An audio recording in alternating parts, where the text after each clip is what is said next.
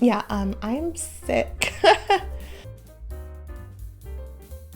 Seriously. It's like so scratchy. It's just horrible. Seriously, I feel like I can't talk. It's like will not dissolve now, and I'm like really getting fed up with it. And then I can like, not speak hopefully for the rest of the day, though. Especially like go for a drink or something. I don't know if I will. I don't know if I can handle it. And I love drinking. So, like, this is ridiculous. Like, why? I have to ask why. Like, why? Why now? Like, I haven't been sick in a long time. I can't remember the last time I was sick. And yet, this week, the universe is going to grant me an illness. Thank you. Are you testing me to see how much I can handle? Like, I don't know. Because, okay. Yeah, recap. I am 1 month into my unemployment journey, so to speak. Yeah, I'm going to call it a journey or unemployed era. Like, can this get more stupid? No. No. Well, God, I hope not. But you know what? Maybe. Because, like, I would say my mantra over the past week has been, I just can't catch a break. Because in the past month, working backwards chronologically, okay, clearly right now, I am sick. I have been sick for about the past week. It's been hugely unpleasant. It's like a cold. It has all the hallmarks of being the common cold. And what that has also meant, though, is I've really tried to take a mind over matter approach to this. I've been like, I'm just going to force myself to act as normal. And it's really dawned on me how sick it is, pun intended here, that we live in the kind of society where we feel like we have to work through illness because otherwise it's too frightening to think of the alternative. If I were to take a day off of working in this critical period of my life when I'm trying to establish myself to buy my own freedom and autonomy to save myself from the grind of the 9 to 5, if I am to take a day off, paradoxically, if I'm to take a day off, then that could spell the failure of this whole project and condemn me to a life of never having time to myself ever again. That's how I kind of see it. So I feel like I have to work like all the time, every day, even when I'm sick. And of course, do I also understand that, like, if in the early days of this illness, I had just, kind of imposed some rest on myself, just been like, I'm not going to do that much. I'm not going to try to work as normal. I'm not going to try to, like, walk 10,000 steps a day and write 1,600 words of my novel and film and edit videos. Yeah, I think if I just allowed myself to take some time to rest, I might be feeling a lot better right now, and I would not be filming this with like a cough lozenge in my mouth to make it so like I can actually speak, because otherwise I'm not sure I would even be able to do this. Why am I doing this now? Well, I guess I haven't learned a single thing. But anyway,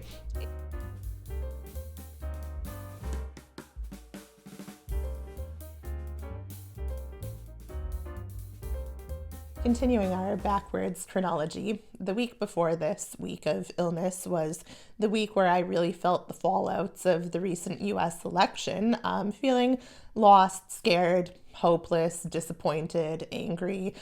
Basically, all those negative emotions rolled into one for basically one entire week, during which I could barely, like, function in the world. Like, it was like I was moving through life in a sort of fugue state. I was just feeling awful. And then the week before, or the 2 weeks before that, the first 2 weeks of my unemployed era, those were the 2 weeks in which I decided, I was gonna like post a video to YouTube every single day, which was like completely self-imposed and one of the worst decisions I have made in quite a while. Because like, while I enjoy making videos, like posting a video every day, it just like it robbed the process of any sense of fun and creativity, and it also just like made me question everything I was doing. I couldn't give my ideas time to percolate in the way that I really do like to give my ideas time to percolate. And throughout the whole thing, I also just felt that I am feeding the machine. I'm just feeding the machine in the hope that the machine will choose me. will favor me, that I will be the one the machine loves most. It didn't happen. I didn't end up being the chosen one of the machine, but you see, like, the value of, like, the potential for the machine to choose you, of course, is that if the machine chooses you, namely the algorithm, whatever, you get to kind of like live a life of your own choosing. You get to live a life of autonomy. You don't necessarily have to work for an employer. You can have a lot more freedom, and you have the financial security to do that. And I think on some level, that's what I like have really wanted.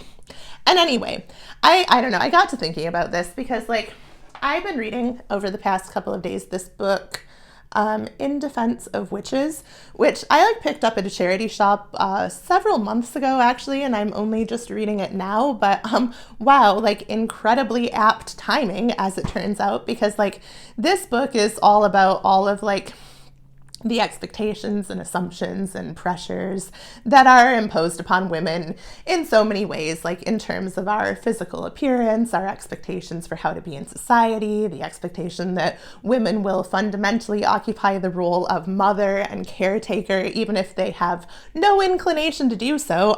I would count myself in that category. No inclination whatsoever to be a mother caretaker of any kind. Like, I'm 34 years old, and yeah, that maternal instinct has not kicked in. I have not felt like, oh yeah, like, I'm ready, I want a baby. No, nothing, no desire whatsoever. And I just lost my place in the book. Well done.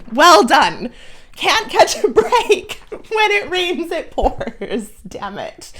Anyway, I was reading this morning and I found a quote from Simone de Beauvoir, which I don't know if I said that well. I still don't speak French. I have wanted to learn French forever, and I still don't. And maybe one day, if I could like buy my own freedom, I would learn French. I think that actually would be something that I would do if I could buy my own freedom. I would maybe like go and like live in Paris for a year and write a novel and learn French. But currently off limits.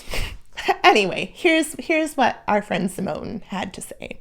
I could get home with the milk, read in bed all night, sleep till midday, shut myself up for 24 hours at a stretch, or go out on the spur of the moment. My lunch was a bowl of borscht at Dominique's, and for supper I took a cup of hot chocolate at La Coupole. I was fond of hot chocolate and borscht and lengthy siestas and sleepless nights, but my chief delight was doing as I pleased. There was practically nothing to stop me. I discovered, to my cliffhanger, what? To my great pleasure, that the serious business of living on which grown-ups had held forth to me so interminably was not, in fact, quite so oppressive after all. Okay, so I'm like, first of all, cool, because I feel the same way. Like, there is nothing better than the pleasure of great freedom, of the ability to completely choose the parameters of your life, to shape your days as you want, to live by no one else's clock. It is the greatest pleasure of life. And yet, even like now that I have no official outward commitments to anyone in an employment sense, I mean, except for cat sitting, I do cat sitting now, very excitingly. Despite having though no official time frame imposed on me, I still don't feel like I have this freedom and time that is so beautifully described in this quote. And I'm like, okay.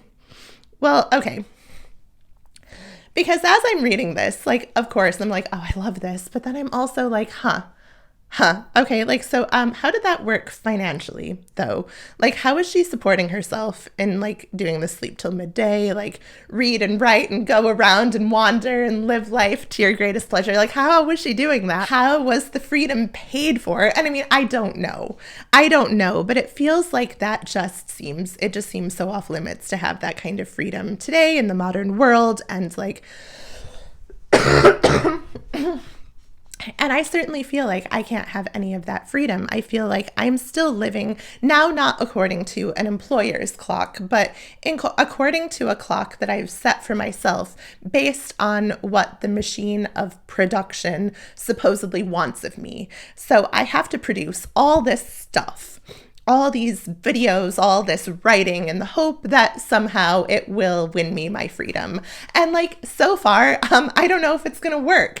And so it also feels like I'm sort of like playing some crazy lottery where I'm like grinding myself into the ground in the hope that I will get there. You know, and sometimes I tell myself, oh, well, I need to like prioritize rest a bit more. But then at the same time, there's this creeping feeling that, well, if I prioritize rest, then I'm falling behind. At some point, I'm going to run out of money and I'm going to have to probably go back and like get some normal kind of job. And so if I can't justify that this is feasible within a number of months and the time is always ticking down, like I don't have the biological clock so much.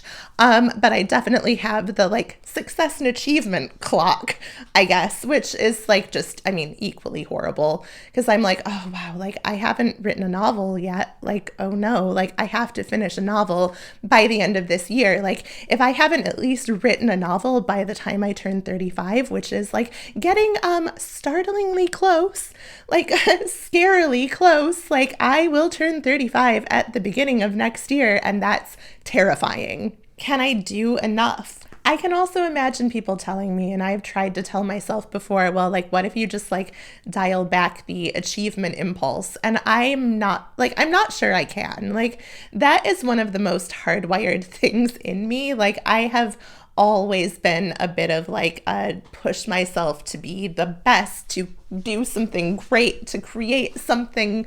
And like, I don't know if I can really completely eradicate that from just the way I approach life and the way I perceive everything. I don't know. I still really want to write at least one book, like maybe ideally several. Like I still have this drive to do it, and I still have the fear accompanying that at the same time that I won't, and the ticking clock always in the background of every day, and I don't know what to do about it because sometimes it just feels like a mountain to be climbed. And it feels so impossible to reach the summit, and I don't know how to get there. And I mean, and I keep trying, and I just wish that I could slow down the trying a little bit. Like, I wish that I could get to the point where I'm in a nice kind of coasting place in my creative life. Ha ha ha. But yeah, like a nice place where like I can just coast on to the next thing, where I have the funds to take my time with what I do. I'm frustrated as all hell. 1 month in, and I am not the picture of success. So I'll keep trying though. Keep trying. I guess still just keep living for the machine, living for the clock until, I don't know, I can't anymore.